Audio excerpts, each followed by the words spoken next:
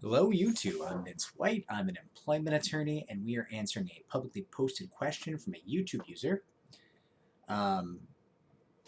This question was posted by 777 SK7s about 8 hours ago on our video from September 24th of 2021 entitled, What Constitutes Strong Evidence in a Workplace Discrimination or Sexual Harassment Claim? And I'll read the question into the record now. I reported a person to the police and pressed charges. My nephew and I aren't employees, but know the manager who was kind enough to give us work. He paid under the table. Then you are an employee. If you were paid, you're an employee. Under the table, that's on him, not on you. In terms of taxes, it could be on you. But in terms of employment laws, it's on him. He introduced us to the other employees who asked questions. I was his first victim, then my nephew. I was uncomfortable when he touched me, so I informed my nephew. 2 minutes later, he came to me with his hands closed in a fist. I assume by he, you mean your nephew here. He wanted to physically attack the manager. I said, no, chill out. He was still upset and continued to tell me what he is going to do. I said no again.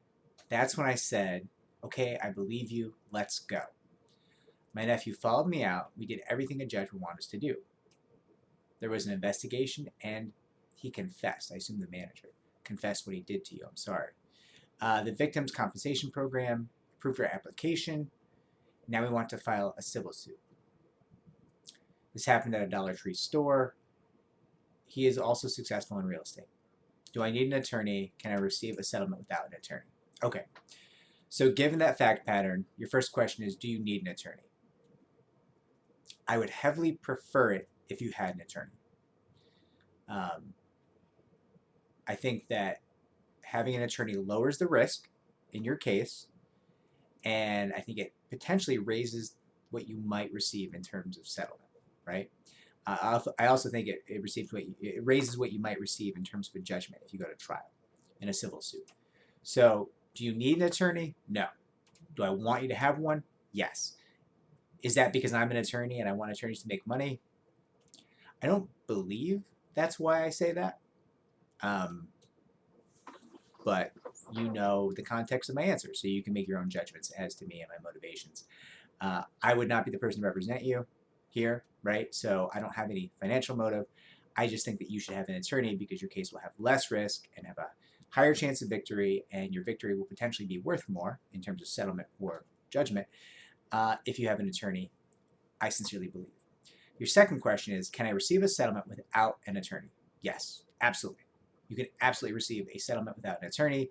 That is actually, I think there are more settlements that take place without attorneys than with at this point.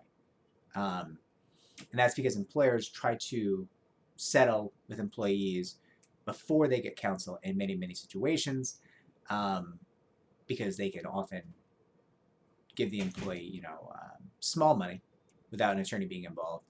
And then, the employee might be happy and will never hire an attorney, and the case will be fully released and done, and the employer won't have to worry about it anymore. So yes, you absolutely can get a settlement without an attorney. I believe most settlements do not involve attorneys, and then, in my opinion, cases that do involve attorneys may statistically tend to settle for more and settle at a slightly higher rate. I hope this helps. I wish you the absolute best of luck. I'm so sorry about what you experienced, and I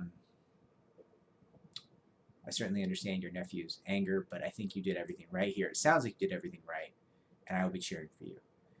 If I failed to answer your question, I'll check the comments down below this video. Just let me know. If I did answer your question, if I was helpful, please like and subscribe. It helps me to help more people just like you.